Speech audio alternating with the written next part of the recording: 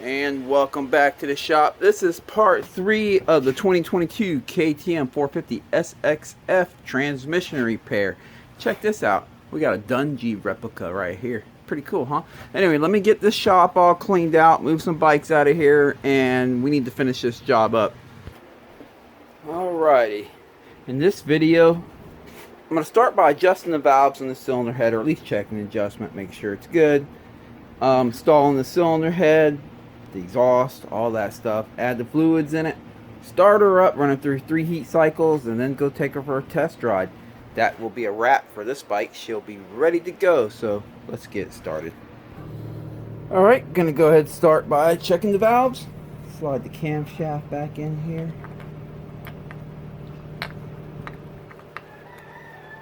There we go. Okay, I guess we'll start with the intake valve here. The specs for that is I'm going to round it off to the to the tighter end. So that's going to be about 4 thousandths to, going by inches here, 4 thousandths to basically 5 thousandths or 6 thousandths. So let's see what we got. Start with the 4 thousandths here. Goes in. Future self here.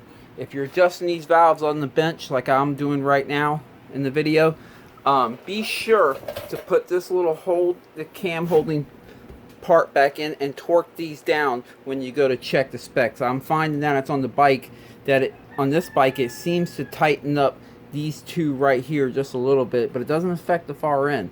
I've never seen that before, but this cylinder head's doing that. So just to be safe, when you're checking your valves, if your cylinder head is not on the bike, or even if it's on the bike, torque these down first with this tab in place, and then check it, just to be safe. And now, back to where we were. Start with the 4 thousandths here. Goes in, tiny little bit of friction. Goes in, tiny little bit of friction. Alright, let me shoot that up to the 5 thousandths. Where is my 5? Oh, let me check my other one. Okay, I found the 5 on this one. Goes in, a little bit of friction. Goes in, a little bit of friction. As long as I can't get this 6 in here, I'm going to consider that good. Nope, I can get the 6 in. And in. Wow, how loose is this? We get the 7 in. Alright, let's try a 9. Hardly. We're going to have to tighten up the intake a little bit. So I know we're going to have to put bigger shims in these. Let me put a plus mark here. Okay. And then for the exhaust, it looks like it's basically 5 thousandths to 7 thousandths. Basically, let's just see where it's at. I'm just going to start with the 6 thousandths here. Okay, I can get it in with a little bit of friction. Can hardly get that one in. As long as I can't get the 7 in, we're going to be good. Can't get the 7 in that one, so that one's good. I can get the 7 in on this one, so this one needs to go bigger. That one's good. This one needs to be bigger. Of course, you always want to do this with the cam, with the rockers on the flat spot or the low spot of the cam, not on the cam lobe, but the circle. I'll show you what I mean. You always want to do it with it riding right here on the base circle. That's what they call it, the base circle of the cam, not on the lobe. Okay, we got it. We have to put some bigger shims in here.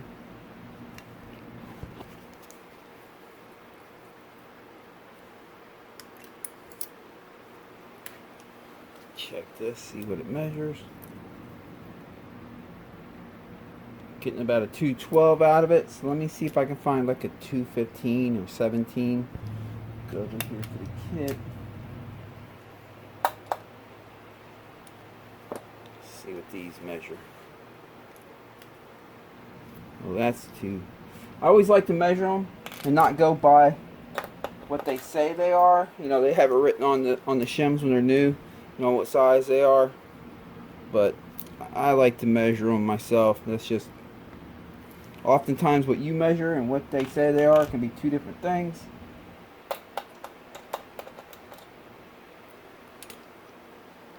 Or maybe it could just be the calipers off a little bit. Who knows? Okay, we're going to pop this one in right here.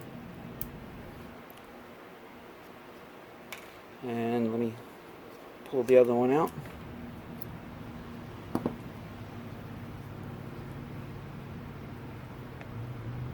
$214 on this one.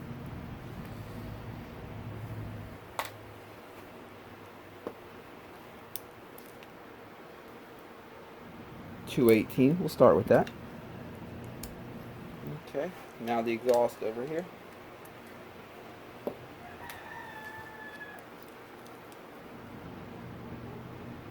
$212 on this one.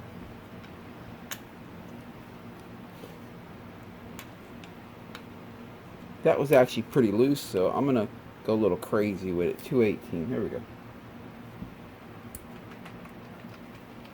Alright, slide the cam back in, push the rockers back down, make sure the lobes are faced downward at an angle like that. There we go. And break out the feelers gauge. Let's see where we're at. Start with the 4. And get the 4 in. 5. Get the 5 in. 6. Get the 6 in. I can hardly get the 6 in there. I gotta force it in. So I'm gonna say that one's good. Wipe that off. But this one still needs to go a little more. Yeah, definitely needs to go a little more. So we'll leave that plus mark right there. Now let's check this exhaust here. And get the 6 in.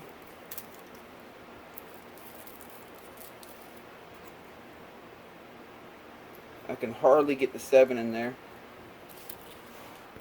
So I'm going to say this valve's good because I can hardly get the 7 in there. Although now I'm able to get the 7 in pretty easy over here on this side. So let me put a bigger one in there. And a bigger one right there. Get rid of that one right there. And that should do it.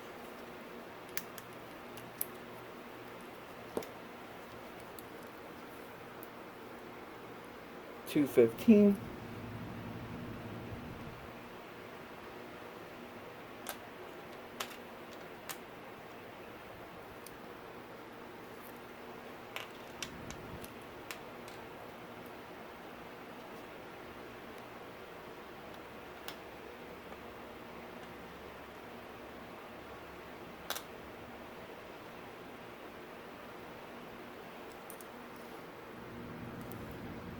I just zeroed this back out, so it's actually $217. So we're going to pop in a $223. Let's give that a shot. It might be too big, but we'll find out. And over here,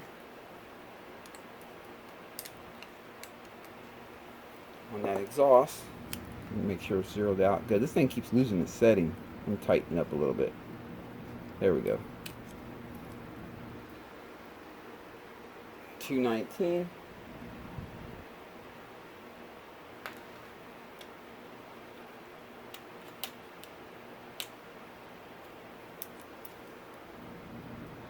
That's gonna be too big. Here you go. Let's try a $222.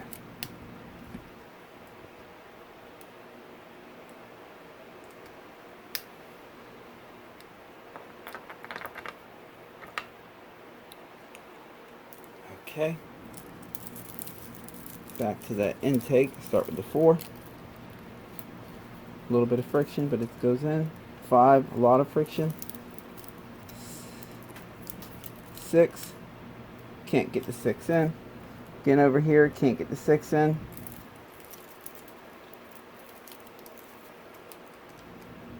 But I can get the 5 in. I can get the 5 in. So these intakes are good. Let's try this exhaust over here. I'm going to go right for the 7 on this one.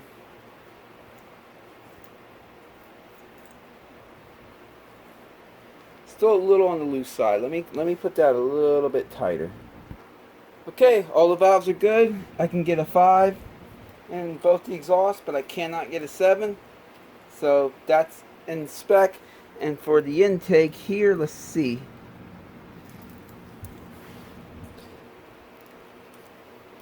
I can get a 5 in with some friction.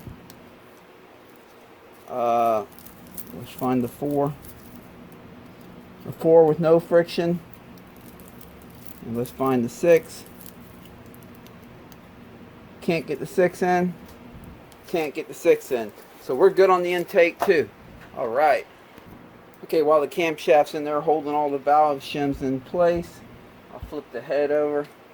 Get a brand new box cutter blade. You always want to use a new one when you're cleaning this gasket surface off. There's not a whole lot to clean off this one, but we'll do it anyway. We'll get the carbon off at least.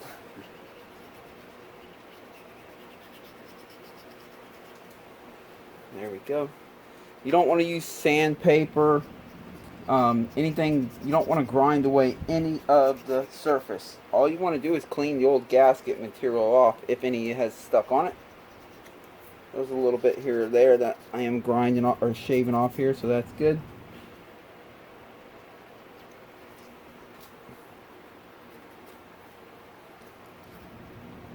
Like I said, you don't want to remove any surface. You don't want to have it milled. When you have them milled or resurfaced, it's going to change your cam timing because your head's now going to sit a little bit lower in the motor, which will retard your cam timing. So you want to avoid that at all costs. I don't think I've ever seen one of these single cylinder heads warped where they wouldn't seal with the head gasket or anything. There's no reason to have them resurfaced or anything. Just clean them with a brand new box cutter blade like this, and with a good OEM head gasket, it will seal right up. There we go. That's all clean and ready to go. Slide the camshaft back out of there. Now let's go get this thing ready to install on the bike. Okie dokie. Go ahead and put the dowel pins in here.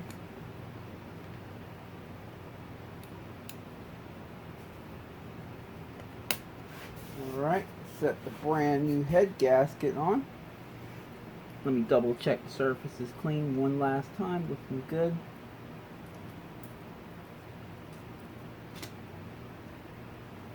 There we go. Okay, let me get the cylinder head. Time to pop that on.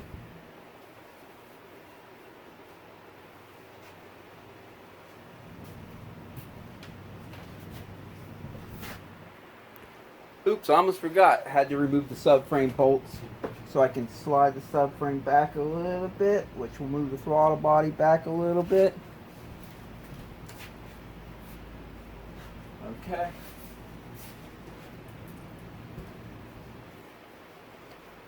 There we go. Check the surface one more time. Looking good.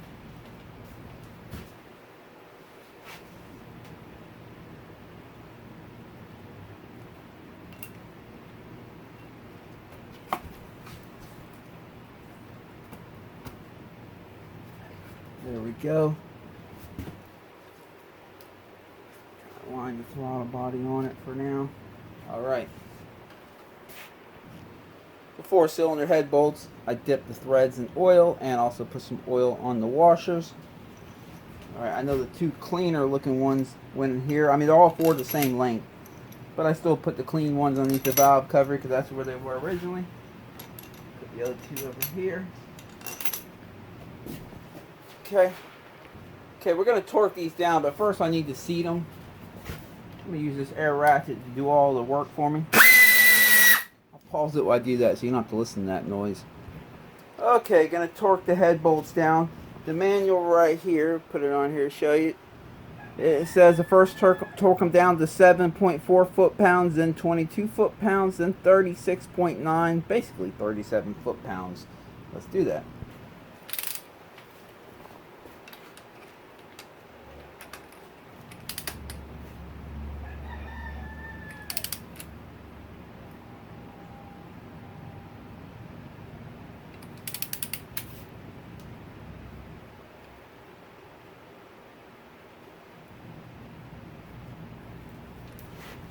Second. Okay, just had to check this torque wrench. It's pretty, you don't feel much at 7 pounds. There it is. I heard it though. Alright. And you want to do it in a crisscross pattern like this.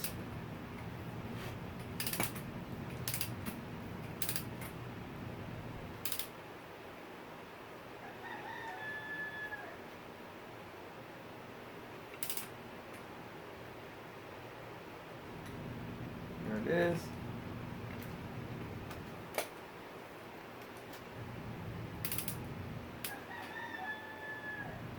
I'm going to use an extension for this one here.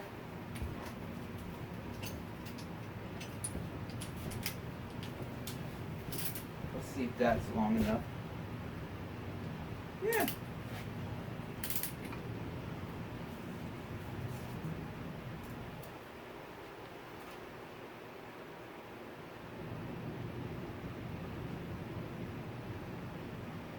There we go. Alright, there's 10.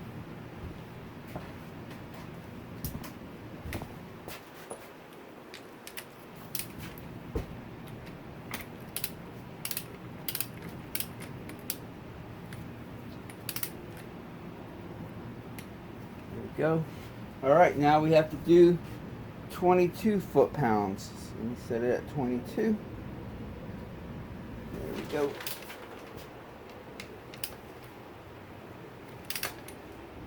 There's 22.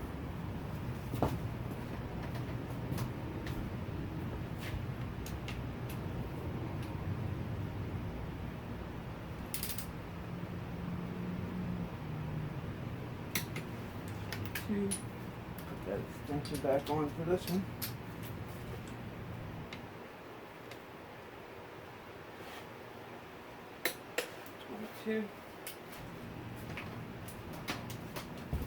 And lastly, this one right here.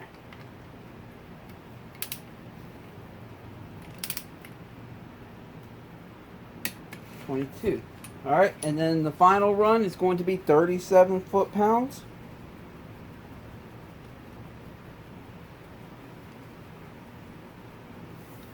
There we go. Oops, sorry about that.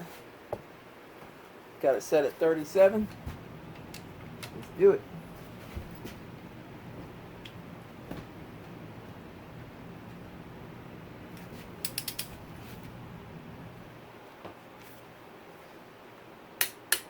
$37.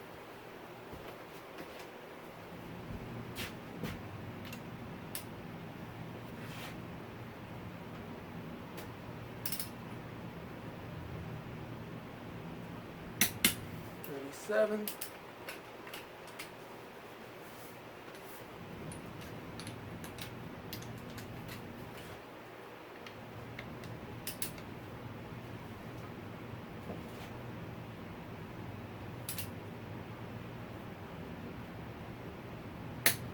$37.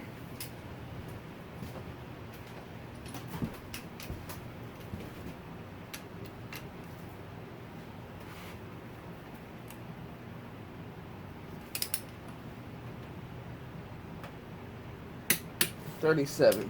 Okay. Now you don't have to do this, but I like to make another run all the way through it at 37 again, and just see.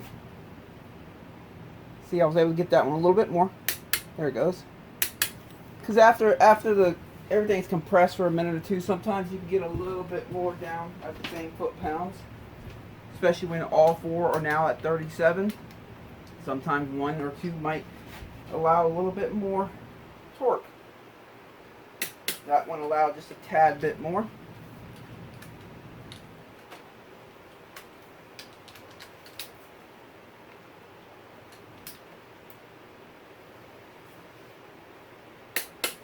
That one didn't turn any. So some will turn a little bit more, some won't. It just depends.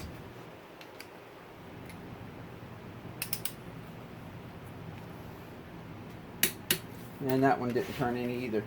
But there we go. The cylinder head is torqued down. Let's not forget this little 8mm that goes right in here. I put a little bit of thread locker on it. Go ahead and tighten that down.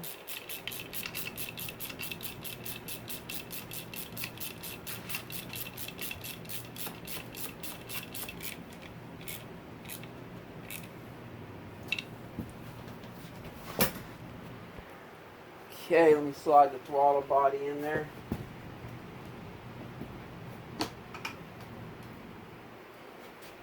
Let me see.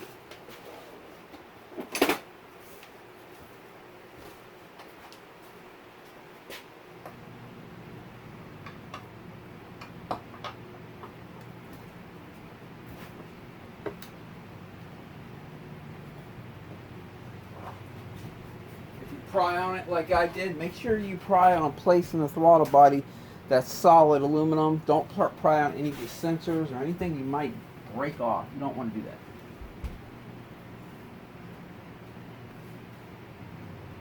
Just take my time, look for what I can make contact with the solid aluminum.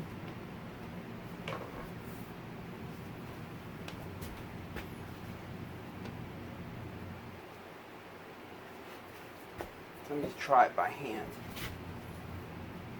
Because we're really close.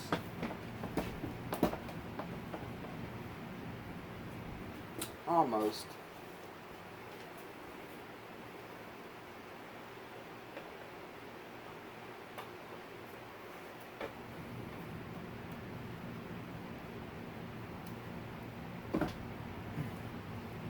There we go. She's on there. Let me go ahead and get the subframe bolts back in, all 4 of them, and torque down. Subframe bolts are in. I also tightened up this clamp right here for the throttle body. Guess I'll go ahead and get the camshaft in there now. Okay, so the motor is locked into top dead center with that bolt on the other side that locks it in top dead center. So let me go ahead and pull the timing chain up. Now we have a, let me get something to point with. Alright, you have a dot right here. See that little dot? And on the camshaft, you have a dot right there. So with the crank locked in top dead center, we're supposed to line them 2 dots up. So let's see. Again, you want to insert it with the cam lobes facing downward so that the base circle is up top.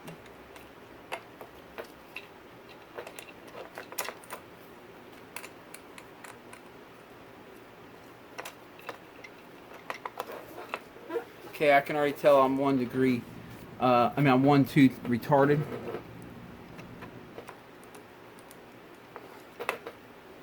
Alright, what I'm going to do is stick my finger in here and act like a timing chain tensioner. And that will cinch it up. I'm going to see I can see the dot is right here. Follow it over. And it matches the dot right up there. We are good. So I can slide this back on now. Alright. Put some thread locker on these. Okay.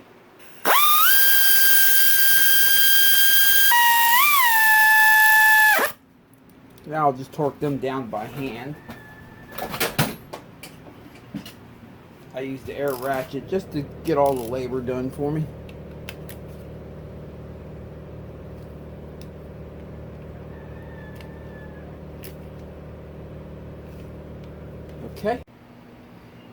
Okay, a couple corrections. I shouldn't have put that on yet because I do like to make a test spin in the motor before I hit that start button. So I need to leave that off. Secondly, when I was bolting the cylinder head on here and putting the camshafts in, I went to go grab this rocker and I could feel that it didn't have, you hear that? It didn't have that little bit of play it was supposed to have. I checked the valve clearances again and I found these 2 on the left side, the left intake and the left exhaust, a little on the tight side, but the right side was okay. I was like, huh. I pulled these out, the cam holding part right here, these 2 star keys or Torx, and I pulled them out, and then the valves, these 2 valves are back in the spec. So I was like, well, I'm gonna have to adjust them with this torque down. So I went ahead and put slightly smaller shims in both of these, torqued it down, and got it in spec. I haven't seen that before on these KTMs. I guess some can be like that and some aren't, but just to be safe, when you're adjusting your valves, make sure when you're checking the adjustment that you make sure that these are torqued down and then check your adjustment. Okay, let's continue on. Alright, time to put the cam chain tensioner in. Let me go ahead and peel the old gasket off of it because we have a new one here. Go ahead and pull this out. But yeah, you want to pull this out in the spring. Hold on a second. And then there's a little lever right there. You press that and you can retract that. There you go. That's how you want to insert it. Anyway, I was going to say you want to pay attention to detail. It would be cool if I could sit here and say I show you a perfect job from beginning to end. I've seen other people's videos where it's like that. I'm like, wait, hold on, what happened here? I know y'all ran into this or that. Why didn't y'all include that? You know, we're all human. Things happen. I work on so many different bikes, so it's important. Brand new gasket here. It's important to always pay attention to detail, because these little things like that can slip up on you and sneak up on you, and then you're wondering why you have an issue. So that's why I include that kind of stuff in my videos, for you guys at home that are following through and doing the same job. My goal is to get you through it good and clean. It's not to make myself look good or cool or like I'm some master mechanic. That's not my goal. My goal is to get you through it good and clean, and just be as honest as I can. That's the key there. So let me go ahead and tighten these up. Okay, I got them nice and tight. Now I need to, it's probably hard to see with the wires in the way there, but I'm going to slide the spring in that little hole with the cap.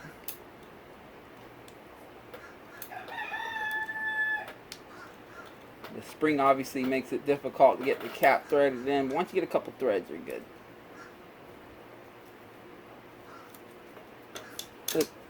Great. Let's try it again.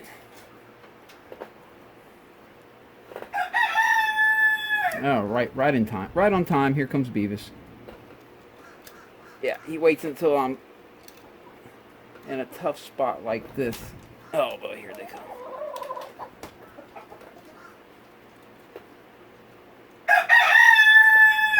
Got it. There it is. Let me tighten that down. All right. Time to on. Hey, come on, man. Move along. Move along. Scoot it. All right. Time to unlock the bottom end, the crank, so we can go ahead and give this motor a test hand spin. Make sure everything's good. Let me go get the big fat washer for this. Here you go. All I have to do is put this fat washer back on there and bolt it down in the motor.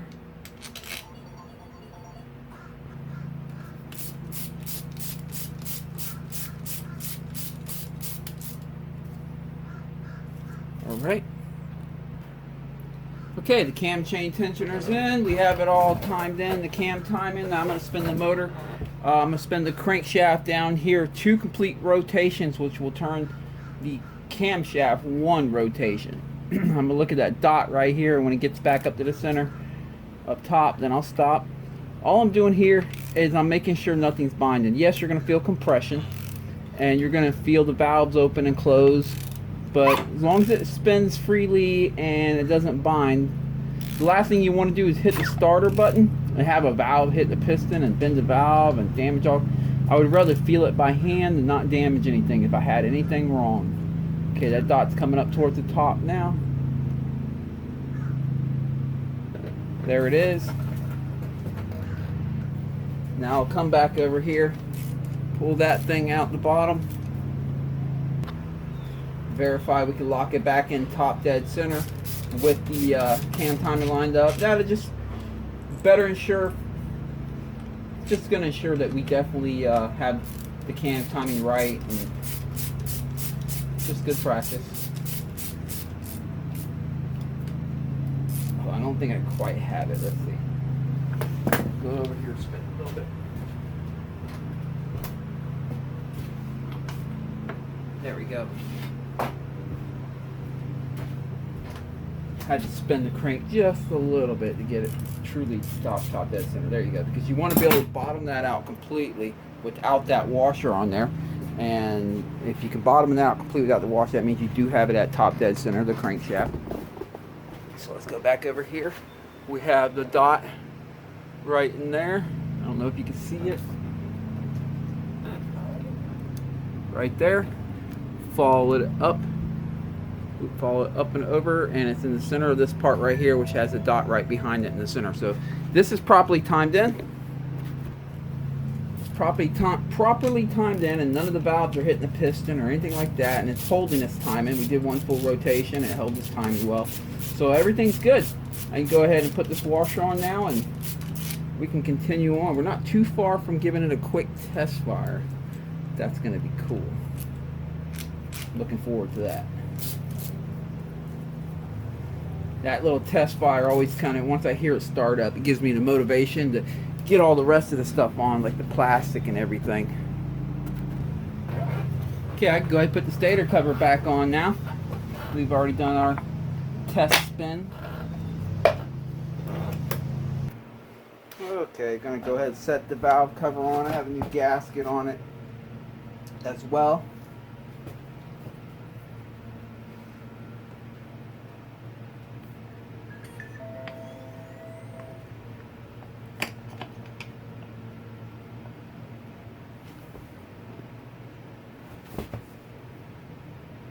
There it is. We have some new of these too. Brand new.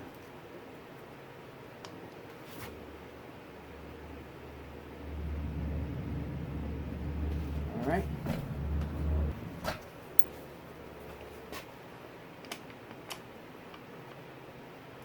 Pop these in real quick.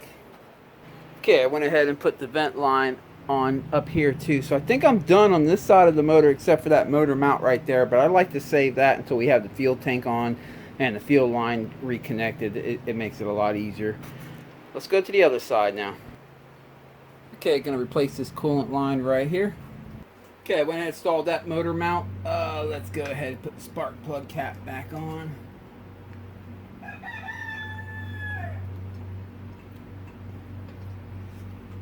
There we go. Connect the coolant temperature sensor.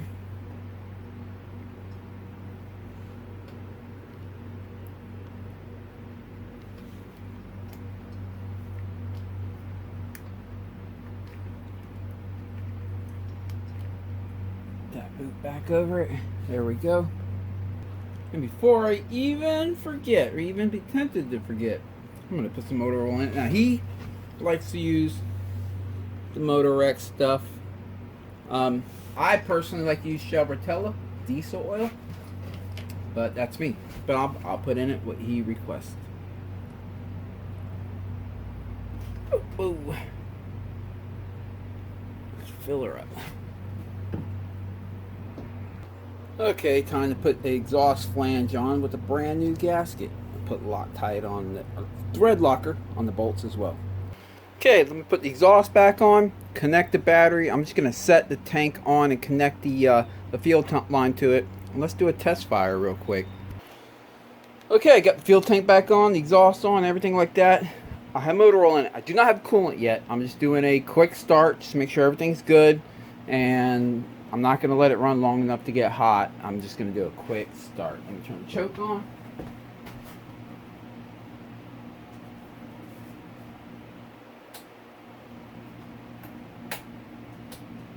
Go.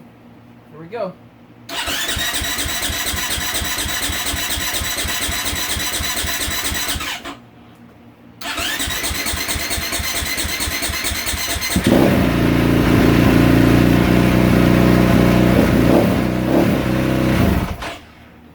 There it is. First startup, they can take a while to start up because we had the fuel line disconnected. It's been sitting a while. The fuel has dried up in the fuel line, the fuel injector, and all of that. So basically, you're just turning the motor over until it gets fuel all the way to the injector. But let's see. Make sure the choke's still on. She should just fire right up now. There it is. Okay, let me fill it up with coolant, button up the rest of the stuff real quick, and we're going to do some heat cycles. I'll be right back. Okay, got everything back on her. Yeah, heat cycle. Heat cycle number 1. I also have coolant in it, so we're good. No choke this time.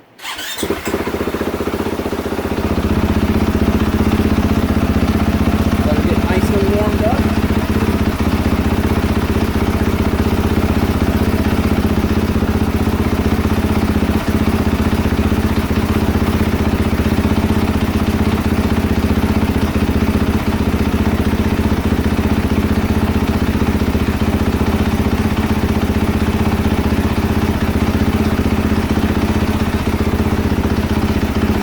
her sit here and idle for a little bit and get some temperature in her. I'm going to pause the recording while I do that, and then I'll be right back. We'll be checking for coolant leaks and things like that. Okay, she's up to 154 degrees and kind of moving up in temperature, so we're going to go ahead and start looking over right now.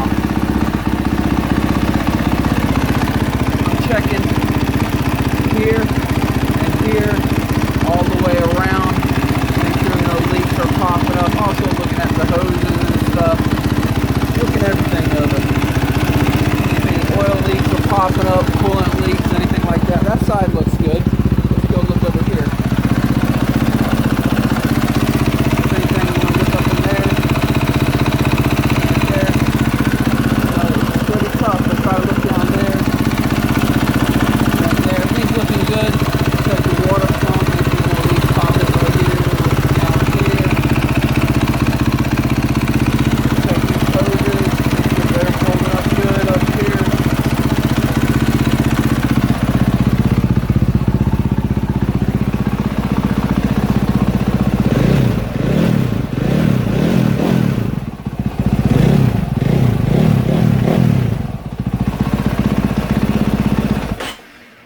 Okay, let her cool down for about 15 minutes and I'll give it another heat cycle. I'll be doing the same thing. I'll do them off camera so I don't bore you guys too long, but if you're curious how this goes, 3 heat cycles on the stand. You want to get up to about 180 degrees. I made a whole video on this too, by the way, if you want to watch that.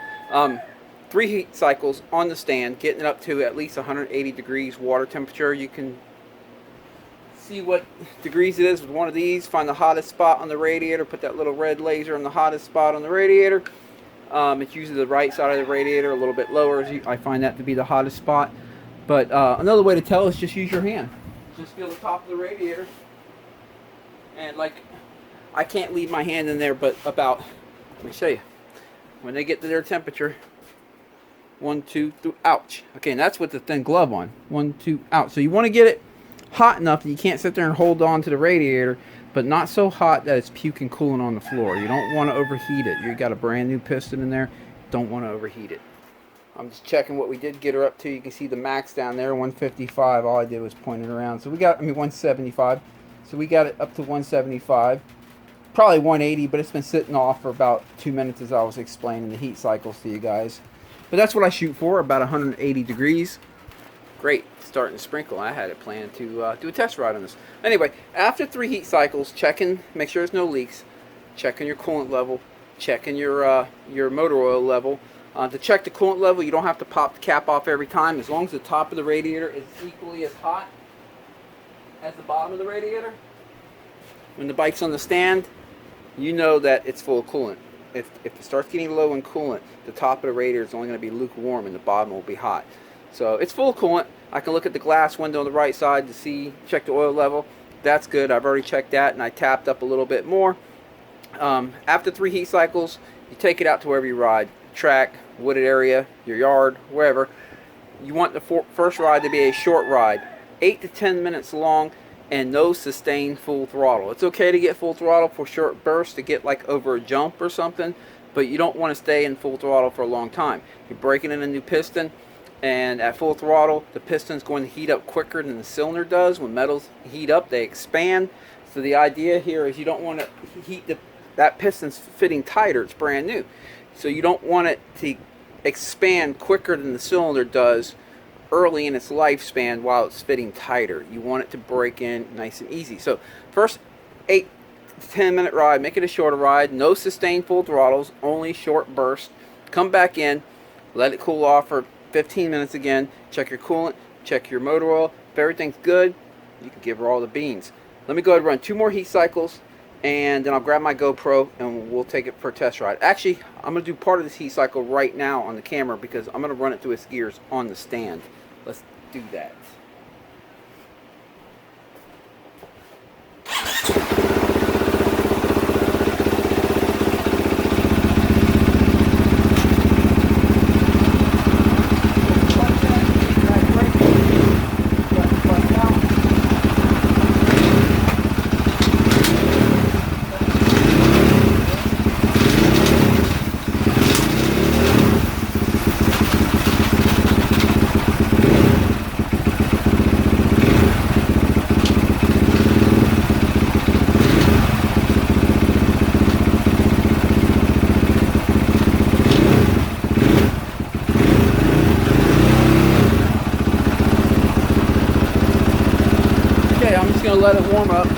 motorcycle, and then I'll do one more and I'll be right back. Okay, just doing a little test ride, see if all 5 gears work. He gave me permission to ride this on the road because he says that back tire is pretty much done.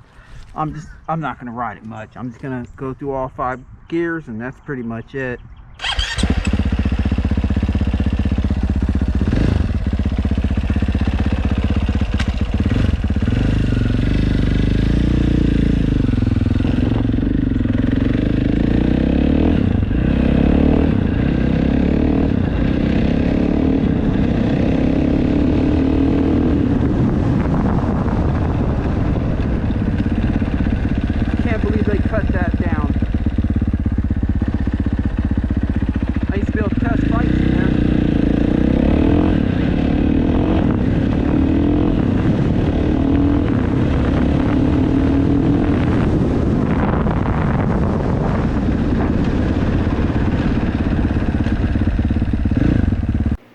Well, that is pretty much it. She is up and running. All 5 gears feel good. So hey, yeah. One of the things I forgot to mention was when you first fire it up, keep your eye on that F1 light. Make sure that thing doesn't start blinking. If it's blinking, you probably forgot to connect the sensor somewhere or have a bad connection or something. So, and it'll flash codes to you. That's what it's doing, and you just look in your manual and go there. But yeah, she's all done up. He's going to be happy about that. I still have a little more work to do to her. I'll be doing that off camera. I have to true that front wheel. It's got a little bit of a wobble to it. But otherwise, she's running good. She's not leaking anything. She's not smoking anything. Going through all 5 gears. It's all good. This Saturday, I'm going to be going to MX74. That was the old name, Family. So MX74. Gonna go there on Saturday. I'm taking out the YZ125 this weekend. Gonna go out there and rip some laps. Hope all you guys have a good weekend of riding. Wherever you're at, be safe. And catch you in the next video. See ya.